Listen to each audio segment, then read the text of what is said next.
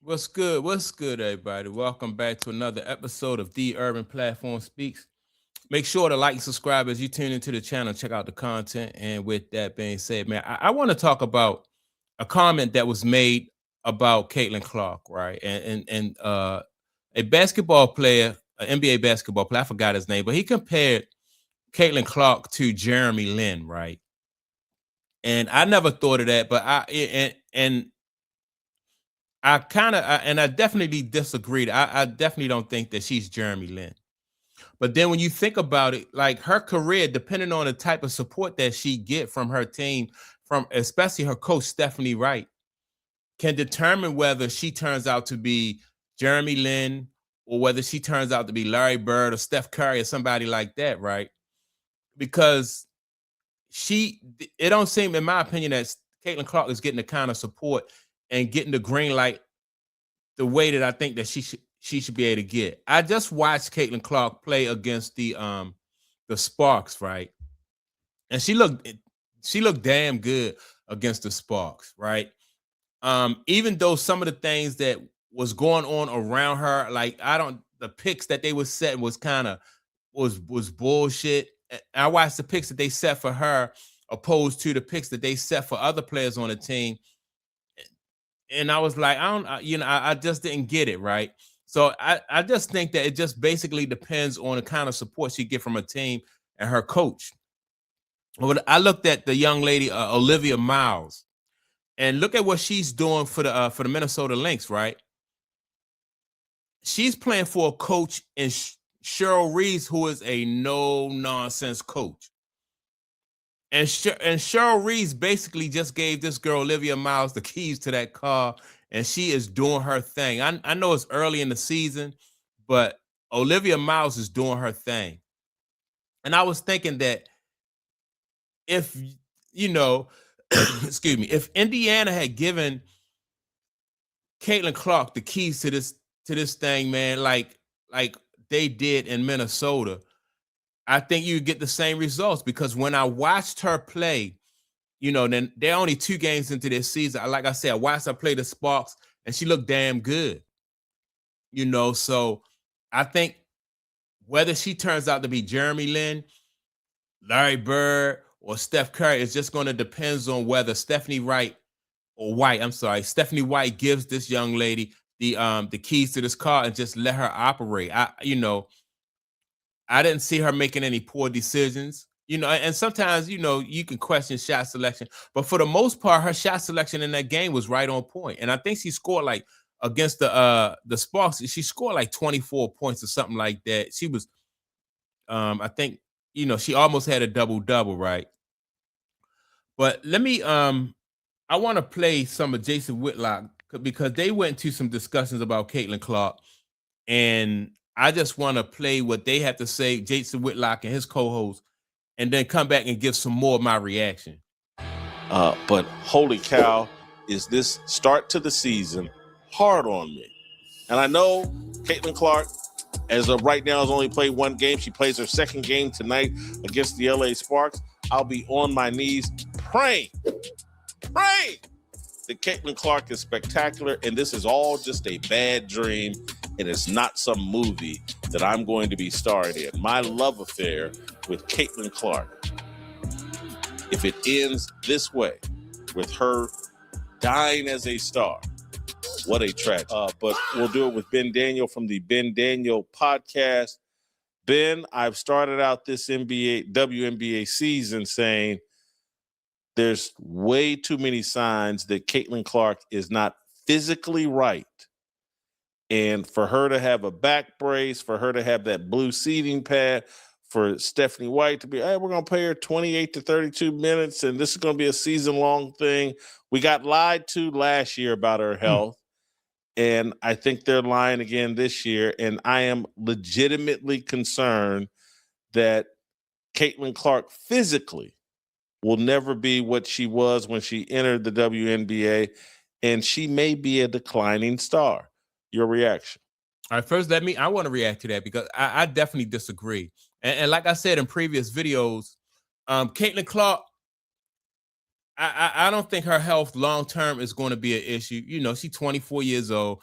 She's you know, she sometimes when kids transfer from like they transition from playing college basketball to the professional, it just take their body a little bit to get used to that. And you saw the same thing with like Steph Curry, right? Early in Steph Curry career, Steph Curry stayed, you know, he always had issues with his ankle. Then he, you know, he kind of got over that, right? And then even when you look at Victor Wembanyama, right, his minutes are limited because of the how physical that you playing at the professional level, which is a lot more physical than it is at the college level or at the semi-pro level, right? So Victor Wembanyama is playing limited minutes, but he's very effective. And so when I watch Caitlin Clark play against the Sparks, I'm not sure how many minutes she played. She played a good, you know, she played some hefty minutes in that game. But she was very effective when she was out there on the court. So I don't think that like going forward, her health is going to be a major issue. I think that they're probably just trying to be cautious about her, and she's not getting like they're not playing her as physical as they was like her first year. So I think they want to avoid that. But other than that, man, you know, I think I'm not really concerned about her physical health. But I'm gonna get back to what Jason and his co-host had to say. Well, if she's a declining star, that's the worst case scenario for the WNBA, Yes. especially considering in a few years that the broadcast partners can revisit this deal, look at the numbers and say, well, I'm not really getting the return on my investment like I expected.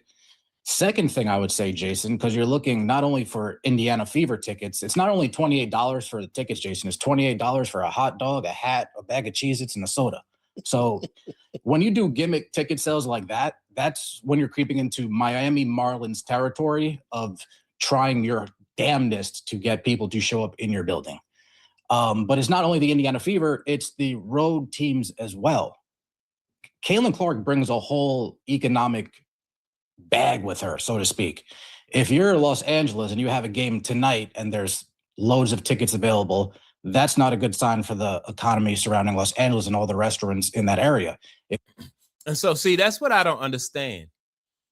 Like, and I agree with the guy, right? Caitlin Clark, she is a bag, right? She brings so much attention to the league.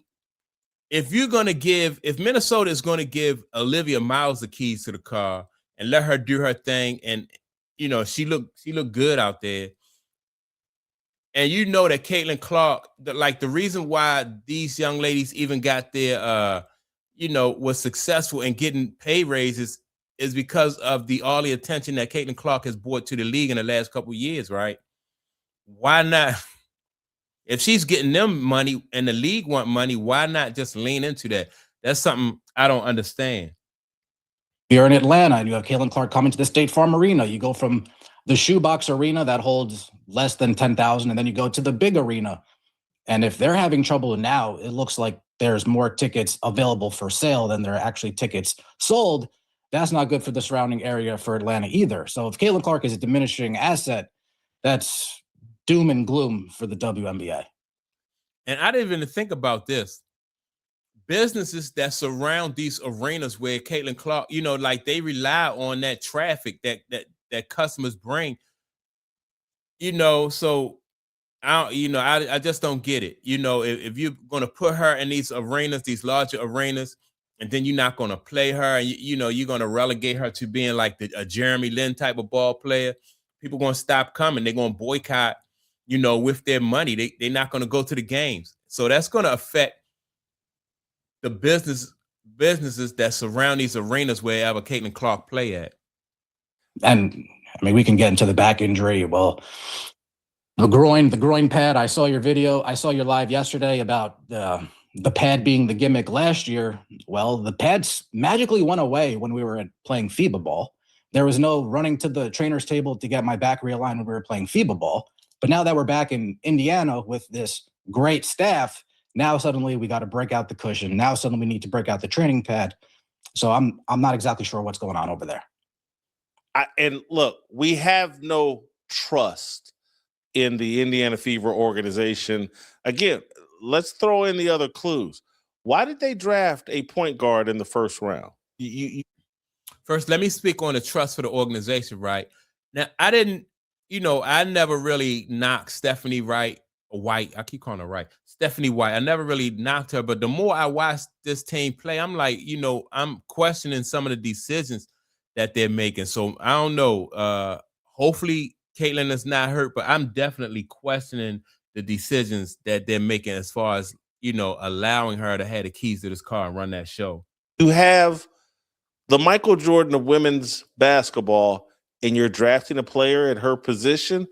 That seems crazy. And we want to take the ball out of her hands, relieve some of the stress. I watched that Dallas Wings game. They weren't picking her up 94 feet. They were picking her up at half court loosely. They weren't doing anything special with Caitlin Clark. I'm just, everything makes sense to me if you conclude like, oh, her health isn't sustainable for her to be a superstar and someone you build your team around. It's like, I think they already know it. That's my suspicion. I don't have proof, but I'm just looking at the clues that the Indiana Fever seem to be operating like Caitlin Clark is damaged goods. And it's really not something personal they have against Caitlin Clark. It's just they realized that like the beating she took her rookie year and at the start of her second year changed her. Yeah, I think the way they managed her in her rookie year, once they seen the type of punishment that she was going to take, they put her in positions where they shouldn't have been putting her in certain positions when she was taking that punishment, right? But for the most part, though, like I said, I don't think there's going to be too much of an issue because she's young, you know. And it's not like I think they play like 40 something games in the WNBA. That's more than what they play, a little bit more than what they played in college. I don't think it's that much more where as though it's going to affect her. They're not playing her as physical. Like when she go to the basket, she might get hit. But other than that, they're not picking her up full court like they used to.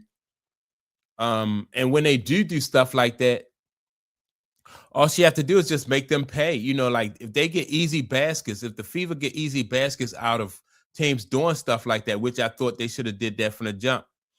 All you got to do is throw it over the top. Why try to break a full court press and wear her down like that, right? Just have her throw it over the top. Y'all get layups. And then everybody, you want to focus on her, and then everybody else is wide open. So I don't know, man. But like I said, whether she turns out to be Jermy Lin or Larry Bird or Steph Curry is going to depend on what the team, what the team do and how they allow her to run the show. I like what I saw out of Caitlin Clark against the Sparks. That was their second game. I just, I thought she made some good decisions. She looked good shooting. I think she only hit one step back three, but I'm not a big fan of the step back. I like to shoot the three if you open, if that, but to force it and have to do the step back, I think that'll come too. So that's my take on it. Make sure to like and subscribe to the channel. Don't forget to leave a comment, and I'll check you all out in the next video. Peace.